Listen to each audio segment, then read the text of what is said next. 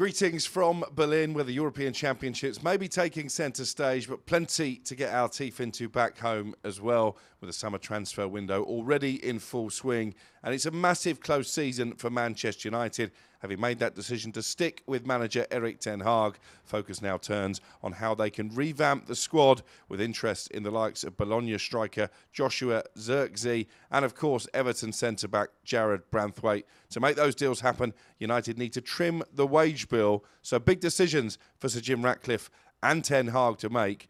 Who goes and who stays? Let's start with the goalkeeper. Andre Onana didn't have a brilliant maiden season in English football, made quite a few errors along the way, but I think he should stay.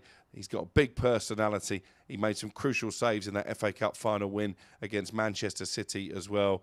As much as questions have been asked about the decision to part company with David De Gea and put their faith in Onana, I think he will improve and eventually turn out to be a pretty decent signing. Moving on to the back four, well, we know that Raphael Varane has departed at the end of his contract. What about Harry Maguire, a player United were keen to sell last summer? They actually agreed a deal with West Ham before that broke down over personal terms. I'd let Maguire go this time around. I don't think he's been absolutely terrible for United over the course of the last 12 months. Never lets England down. I think they're missing him actually out here in Germany. But is he really going to kick United back to the level where they want to be, challenging for Champions League places and even for the Premier League title? I don't think so. In alongside him, you've got Leandro Martinez. Only actually played 12 games in the Premier League last season due to injury. But when he's fit, he makes a massive difference. You saw that in the FA Cup final against Manchester City when him and Varane were both absolutely colossal. I'd keep Martinez and hopefully work on a programme to get him fit and fully match sharp. He could be a real key player for United next season. On the subject of injuries, Luke Shaw's fitness has sparked plenty of debate here at the Euros. Still isn't training with the rest of the England squad. May well go home without kicking a ball. And injuries have been a massive issue throughout his tenure at Manchester United. For that reason, I think I'd cut my losses with Luke Shaw and look for a reliable left-back who's going to play week in, week out. On the other side of the fence, you've got Aaron Wan-Bissaka and Diogo Dalot, both vying for that right-back spot. I think I'd keep the pair, to be honest. Dalot's got a huge personality. I'm told he's a big leader in the dressing room, someone who I think might even be a future Manchester United captain. Wan-Bissaka, defensively, I think he's absolutely superb. And again, you saw that in the FA Cup final when he did a really good job in shackling Manchester City.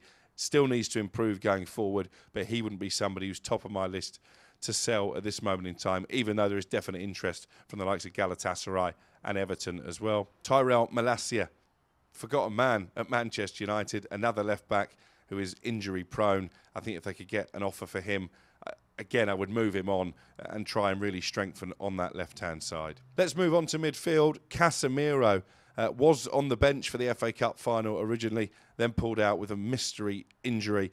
He was brilliant in his first season at United, looked a real transformational signing. Don't know what happened to him last summer, but he hasn't been the same player since. It looks like his legs have gone in terms of playing at the top level, as I think Jamie Carragher basically told him to go and retire to America or Saudi Arabia. Saudi looks the most likely destination for Casemiro. United are desperate to sell him. I can see why. If they can get decent money and get his wages off the payroll, it's a no-brainer for me. He has to go. Another midfielder whose future is up for debate is Christian Erikson. He, of course, was part of the Denmark team that held England to a 1-1 draw here at the Euros a few days ago. But again, like Casemiro, I think his best days are behind him. I think he probably needs to go and play in a less competitive, less fast-paced league. I love the Christian Eriksen story. I was commentating when he collapsed on the pitch in Copenhagen in the last Euros. Obviously, really distressing scenes. The fact he's managed to battle back and play again at the top level, I think is testament to his character.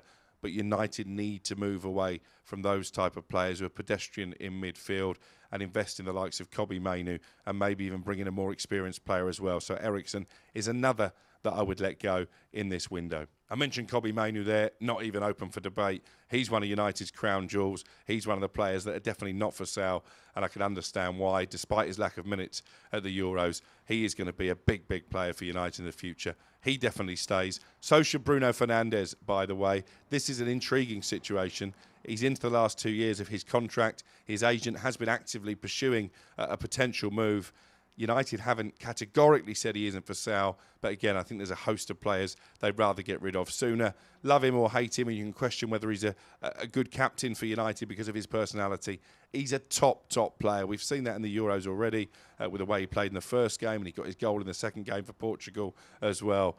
United simply have to keep Bruno Fernandes. It would be madness if they were to contemplate cashing in on him at this moment in time. Let's look at the wide players. Jadon Sancho out on loan at Borussia Dortmund last season. There was a big clamour amongst some United fans for him to come back after he did well for them in the Champions League. But let's be honest, we didn't see that type of form, hardly at all, in a Manchester United shirt. His attitude isn't great. I don't think he's suited to playing in the Premier League. They need to cash in on Sancho because he's been one of the big problems, as far as I understand it, in that United dressing room. Marcus Rashford is another really interesting call. He was brilliant in Erik ten Hag's first season in charge, scored 30 goals in all competitions. He got himself a big new contract, and you really felt like he was the player United would build their future around. His second season, complete opposite, barely scored a goal. Looked like he was sulking every time he stepped out onto the pitch, and clearly there have been issues behind the scenes with him and Ten Hag. I think there is a bit of interest from Paris Saint-Germain, but I'm still not convinced they pay the wages that he's earning at Old Trafford in excess of £350,000 a week. I'd keep him, I think. There's talent there. If he can patch up his differences with Ten Hag, he can still bring that X factor on his day. He's an academy product. He's a poster boy, having come through the ranks.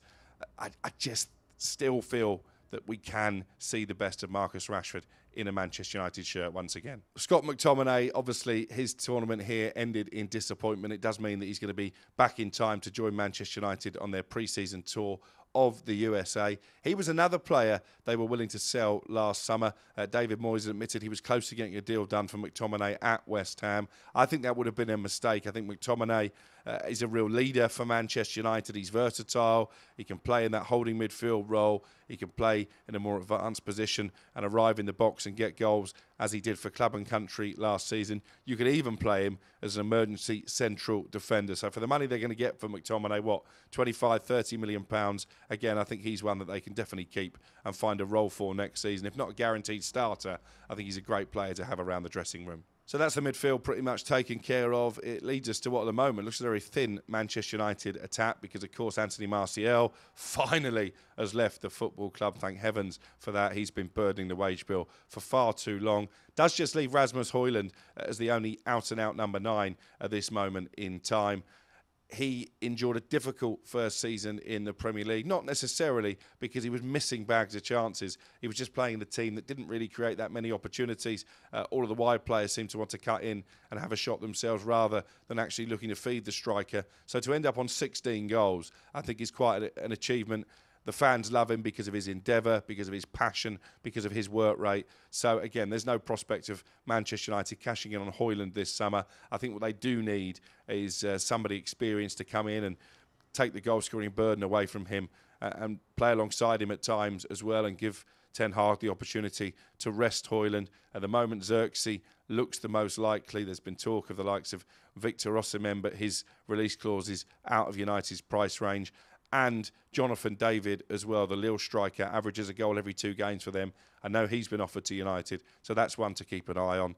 Finally, the one player I've not really spoken about so far, Alejandro Gano, another of those gems that Manchester United have put the not-for-sale signs on their head. And I understand that. Ganacho's explosive. He takes fullbacks on. He can score goals. I think he's still got a lot of development to do. He can look a bit raw at times, but he, again, has the potential to be a really good player for United. So any offers that come in for him simply have to be knocked back. So there you go. Some big calls there. I'd get rid of Luke Shaw, Harry Maguire, Casemiro should go as well. What do you think about that? Let us know in the comments below. Either way, it's going to be a huge summer of upheaval at Old Trafford. And remember, check out the talkSPORT website and my transfer notebook every week for the latest on the rumours and the movers and shakers.